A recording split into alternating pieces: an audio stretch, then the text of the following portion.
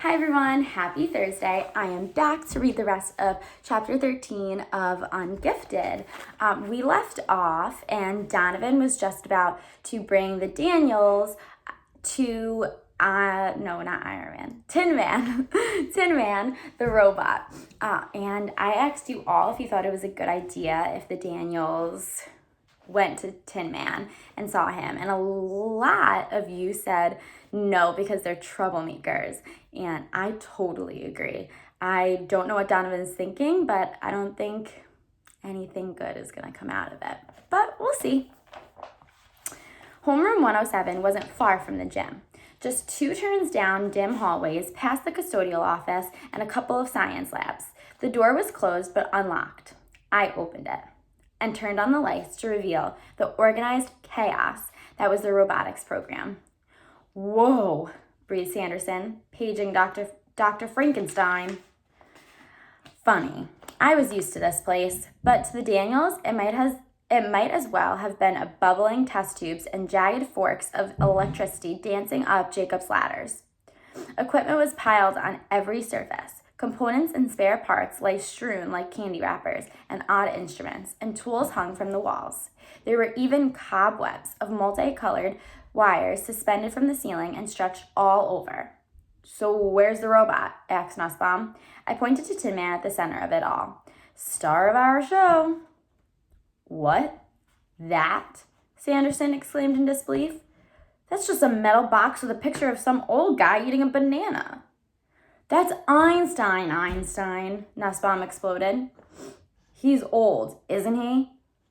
"No, he's dead. Sheesh, how stupid can you get?" Sanderson gestured at the jungle of wires and technology that surrounded us. "Donovan, you understand all of this stuff?" "I don't understand any of it," I replied honestly.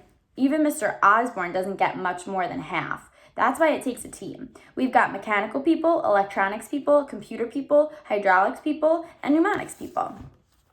"Which are you?" Nussbaum prodded. "I download the pictures," I admit ruefully. "And I'm good with the controller. Years of practice with video games."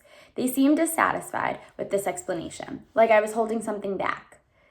Guys, you of all people know why I'm at this school. Do you think I got into the academy for my brain and then busted up the gym on purpose so I'd have a cover story as an excuse to come here every day? I'm hiding. I know it's not going to last forever, but I have to keep it going at least until the heat dies down.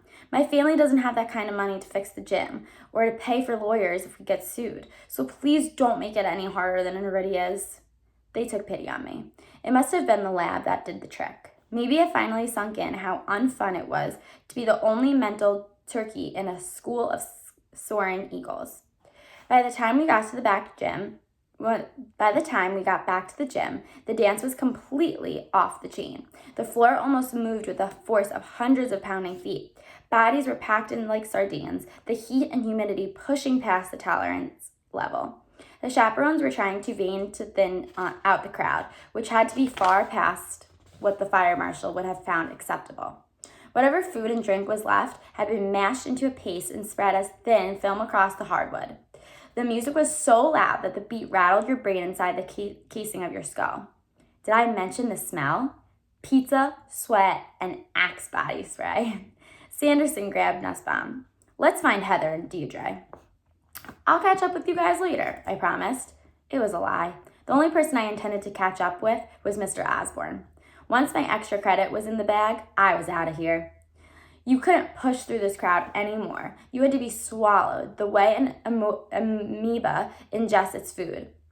Movement was worth your life, at least twice. The ebb and flow took me out into the dance floor. At one point, I passed very close to Chloe, who glared at me, still miffed. When I finally spotted Oz, he looked like he now regretted making attendance mandatory for his students. It served him right. I waved my arm in an attempt to catch his attention, and that was when I recognized the other adult standing beside him, the man who had to be even hotter than the rest of us in his 3-piece suit, Dr. Schultz. I ducked out of the superintendent's line of sight. He never spot me at the crowd's level, at the crowd's butt level. Being trampled was a small price to pay to remain hidden. Extra credit meant nothing now.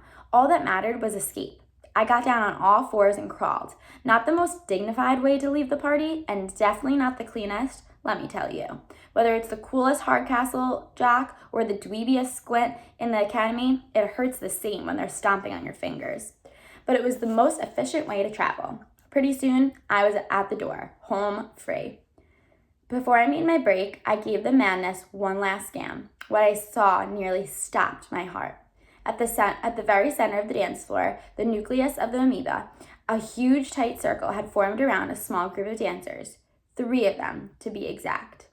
Daniel Sanderson, Daniel Nussbaum, and Tin Man Metallica Squarepants. Rage almost blinded me. My friends had doubled back to the lab and wheeled the robot right into the pounding heart of the Valentine dance. The dilemma was excruciating and instantly clear. If I went back in there to rescue Tin Man and Schultz spotted me, my whole world would come crashing down around my ears. What did I care if Tin Man got trashed? It wasn't my robot. It wasn't even my school. The sum total of my contribution to the project was a name and Einstein eating a banana. No, not true. I made another contribution. The Daniels. If it wasn't for me, those 2 bottom feeders would never have known that Tin Man even existed. Anything that happened to the poor robot tonight was my fault. That's when it hit me. I did care. Not so much about the robotics team and definitely not about some bucket of bolts on the wheels. How many chances did I get to limit the damage of my impulses? Once Atlas's globe is rolling, there's nothing anyone can do to save the gym at the bottom of the hill. But this was different. Tin Man wasn't wrecked yet. There was still time to make things right.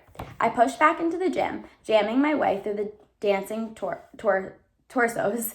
I could see that my trajectory was taking me on a collision course with Oz and, yikes, Dr. Schultz.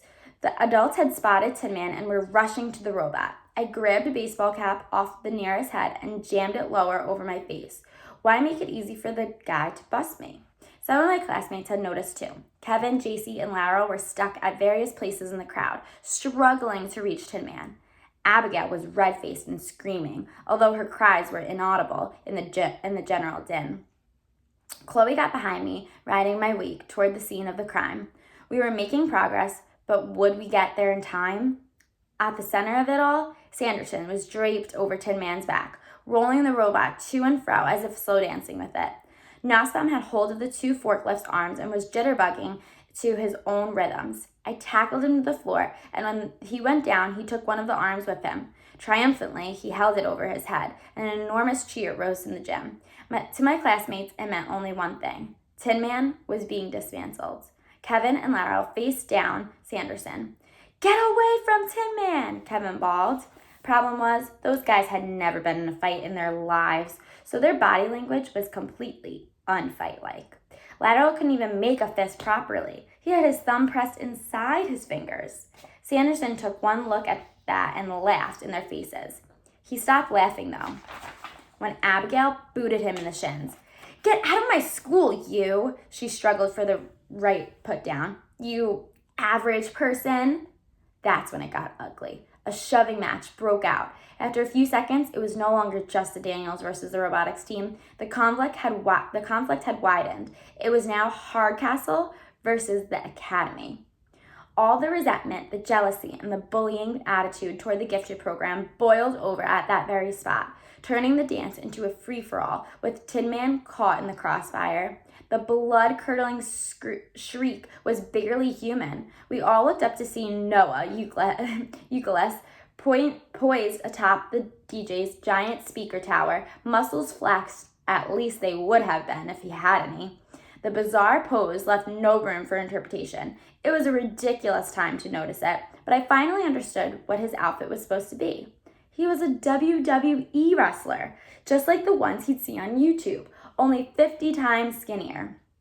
And before everybody's horrified eyes, he did exactly what they do on SmackDown. He launched himself off the tower in a spectacular dive into the fray. I figured he was dead meat, but his fall was broken by the people he landed on. The crowd swayed, absorbing his impact. Many figures went down. Tin Man was one of them. Oz looked like he wanted to tear himself in half. I'm pretty sure he couldn't decide whether he should rush to the aid of his fallen student or his fallen robot. And then, for the first time all night, something intelligent happened. The fire alarm went off. At first, I was kind of surprised it wasn't me who did it. It was very much my style. But when I looked over at the wall, the culprit was standing there, still holding onto the lever. Dr. Schultz. I guess when you're the superintendent, you don't have to worry about getting in trouble. In the blink of an eye, several hundred kids swarmed the gym door. Hey, I knew an exit strategy when I saw one. I was gone before Schultz could even glance in my direction. All right, so yes, the robot got trampled. And yes, it was the Daniels and maybe a little bit of Donovan's fault. But Donovan got out of the dance and Dr. Schultz didn't even see him. So he got kind of lucky on that one. But I wonder what's going to happen. What do you think are going to be the reactions of the robotics team to Tin Man getting trampled? So how do you think? You can pick a character on the robotics team. So you could pick Chloe, you could pick Noah, you could pick Donovan, Abigail. You could pick one of the characters and tell me, what do you think their reactions are going to be about Tin Man being crushed and ruined? All right, can't wait to hear your responses. Happy Thursday.